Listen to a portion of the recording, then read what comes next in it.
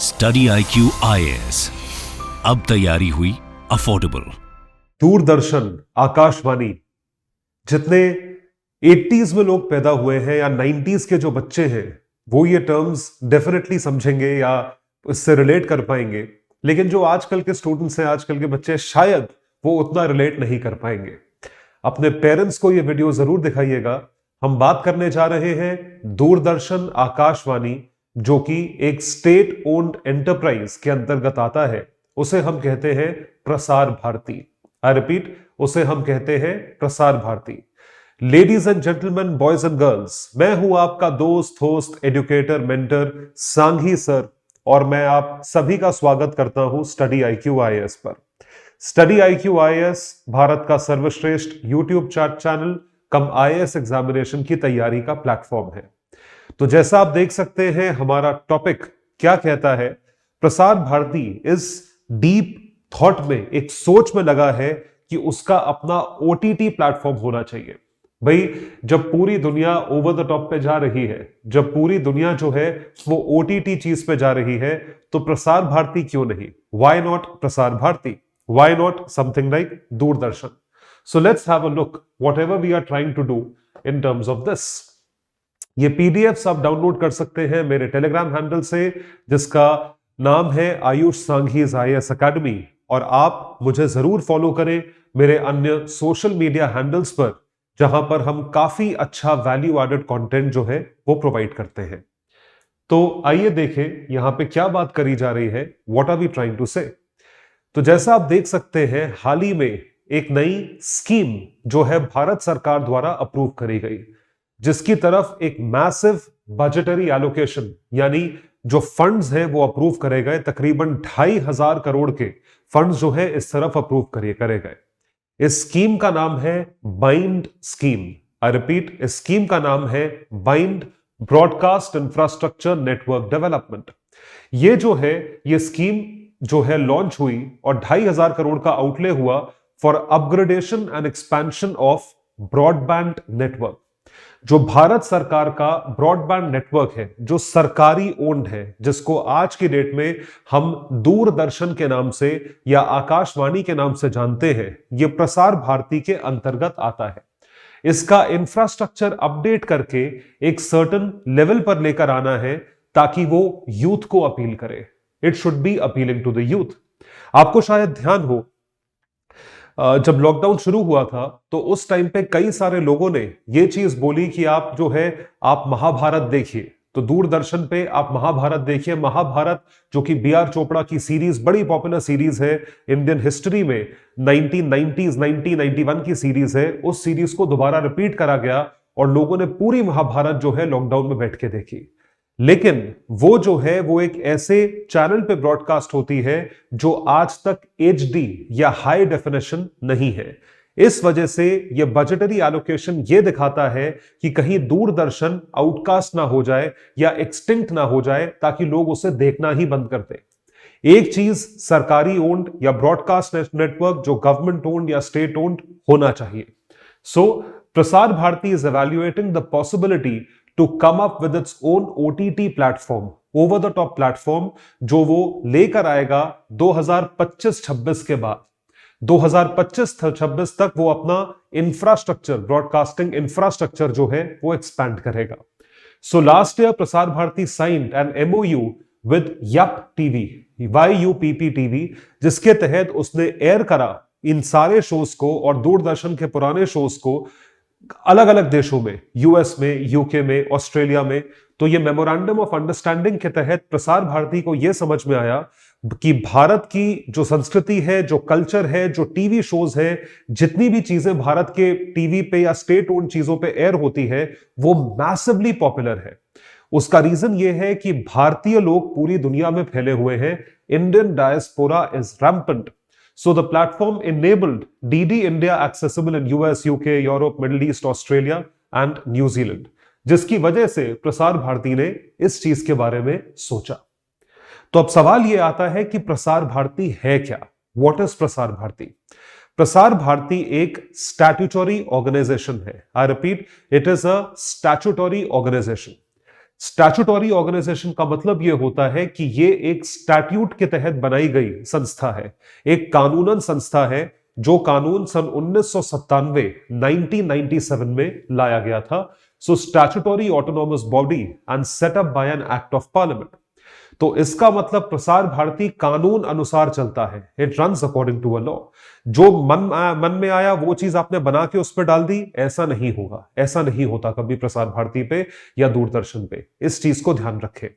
तो जिस तरीके से और स्टैट्यूटरी बॉडीज बनाई गई है, मैं आपको अपना एग्जांपल देता हूं। तो institute of chartered accountants of India जो है, मैं सीए हूं इसलिए, आईसीएआई भी एक स्टैट्यूटरी बॉडी है जो कि एक एक्ट ऑफ पार्लियामेंट के तहत बनाया गया है। तो it runs according to a statute, उसका अपना लॉ है, CA act, ICAI act.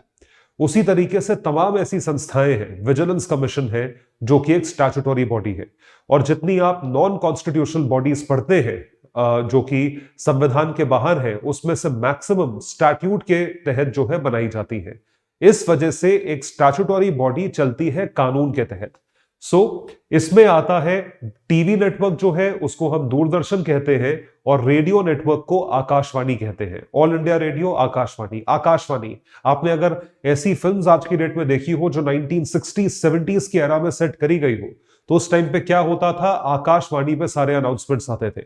Emergency का अनाउंसमेंट भी आकाशवाणी पे किया गया था, जो कि स्वयं जो उस समय की प्रधानमंत्री थी श्रीमती इंदिरा गांधी जी, उन्होंने किया था।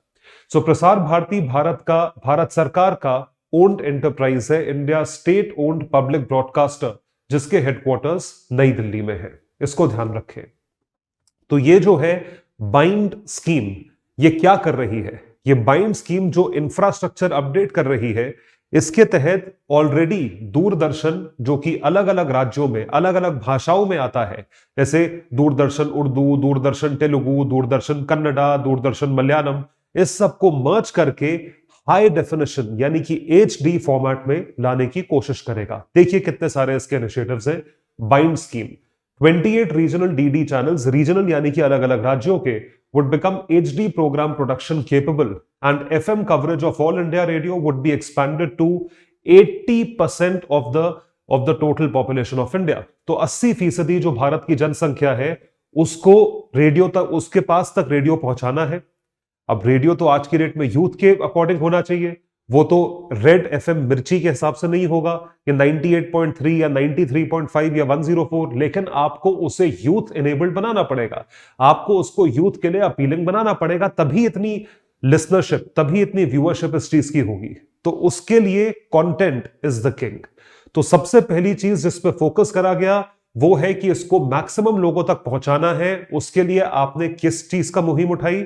आपने इसको HD बनाया, हाई डेफिनेशन बनाया, और उसी के साथ साथ रेडियो का कंटेंट पूरी तरीके से ओवरहॉल करा जाएगा। फॉलोड बाय दैट, आप ध्यान रखें, आज की डेट में D2H या DTH is a rampant thing. बिना D2H के टीवी चलता ही नहीं है। सिर्फ नॉर्मल केबल पे कितने चैनल्स आते हैं? शायद आप में से किसी के पास जो है प्रसार भारती का DTH हो। प्रसार भारती का DTH आता है, ऑनेस्टली बताओ मुझे नहीं पता था, I did not know, but ऐसा है। तो मेरी जो कंटेंट टीम के लड़के हैं और बाकी और भी जितने स्टूडेंट्स हैं, कई सारे लोगों से मैंने पता करा, प्रसार भारती का DTH बहुत पॉपुलर है already. The DD DTH, Doordarshan D2H has 4.3 crore connections, उसके 4 करोड़ 30 लाख कनेक्शंस ऑलरेडी है, और इसको इनेबल करना है। ये सबसे बड़ा DTH हैंडल नेटवर्क है इस वक्त। अभी जो है कोशिश ये करी जा रही है कि इसको और एक्सपैंड करा जाए, इस HD फॉर्मेट को, जिसमें 8 लाख DTH कनेक्शंस को फ्री ऑफ कॉस्ट बांटा जाएगा। Receiver sets would be distributed as part of plan to win reach in the left wing extremism strategic areas besides aspirational districts. Aspirational districts में है, और LWE जो red corridor है वहां पर इसको डिस्ट्रीब्यूट करा जाएगा 8 लाख सेट्स। तो आप कमेंट सेक्शन में लिखकर जरूर बताएं, अगर आपके पास दूरदर्शन का DTH है, उसमें कैसे चैनल्स आते हैं और किस तरीके से उसको आप पूरी दुनिया तक पहुंचा सकते हो, किस तरीके से वो आपको एंटरटेन करता है, क्योंकि वो है तो फ्री ऑफ कॉस्ट। और उसके साथ साथ DD free dish capacity would be expanded from existing 116 to almost 240 channels, जो कि दुगना है। भाई देखो, चैनल नंबर बढ़ाने से नहीं होगा। नंबर बढ़ाने से क्या होगा? उस नंबर पे चैनल पे 24 आवर चैनल्स होते हैं, उसमें आपको 24 घंटे का कंटेंट चाहिए। वो कंटेंट कहां से लाओगे? Where would you get the content from? That's highly highly important. तो बाइंड स्कीम के तहत कंटेंट बनाना, ऑल इंडिया रेडियो को पूरी की तरह से ओवरहॉल करना, ठीक है, उसके बाद एचडी में सारे शोज बनाना, और जो प्रेजेंट चीज है उसे एचडी में एनेबल करना, ये सारी चीजें बहुत एफर्ट रिक्वायर करती हैं, और इस वजह से बजटरी एलोकेशन ज्यादा चाहिए। तो जो बजटरी एलोकेशन है वो इस स्कीम के तहत किया गया है। It has been done according to the scheme. तो अपग्रेडेशन ऑफ बाइंड स्कीम, उसमें क्या है देखिए, डीडी केंद्र इन विजयवाड़ा ले would be upgraded as 24 hour channels, 24 घंटे टीवी आए। 31 regional new units would be upgraded and modernized with latest equipment for efficient news gathering। बहुत जरूरी है लोग जो है वापस डीडी पे जाएं। आज भी आप देखते हैं डीडी के कुछ कुछ शोज बहुत पॉपुलर हैं। उसके साथ साथ लोकसभा टीवी, राज्यसभा टीवी पे specially UPSC aspirants, big picture और अच्छे अच्छे शोज आते हैं, वो देखे जाते हैं। Earth stations would be upgraded for uplinking HD TV channels, high definition channels, and Prasar Bharati to conduct augmented reality and virtual reality, AR and VR enabled for enriched content generation। तो content के लिए आपको augmented reality, virtual reality की सच्चाई या उसका use करना है ताकि आप उसे एक लेवल पे ला सके। इस चीज पे बहुत मैसिव फोकस है इस वक्त सरकार का, जिसके तहत ये बाइंड स्कीम को लाया गया है। और ध्यान रखें, क्योंकि एक स्टैट्यूटरी बॉडी है तो everything would be regulated according to a law, according to a statute। That is something which is highly important। So guys, I hope you liked the topic। आपको ये टॉपिक पसंद आया होगा। मेरे कोर्सेज को subscribe करने के लिए आप स्टडी IQ IAS की ऐप या वेबसाइट को विजिट कर सकते हैं, और इस वक्त हमारे कोर्सेज सारे डिस्काउंट्स पे हैं।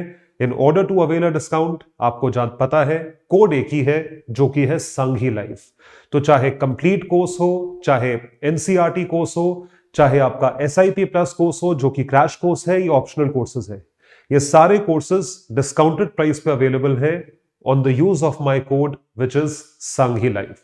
और ये जो PDF है, इसे डाउनलोड करने के लिए आप जो है, आप मेरे you should come to my Telegram handle which is Ayush Sanghi's IAS Academy, and along with that you can also join other social media handles। All right guys, that would be all। Thank you so much everyone। See you in the next video। Study IQ IAS, अब तैयारी हुई affordable.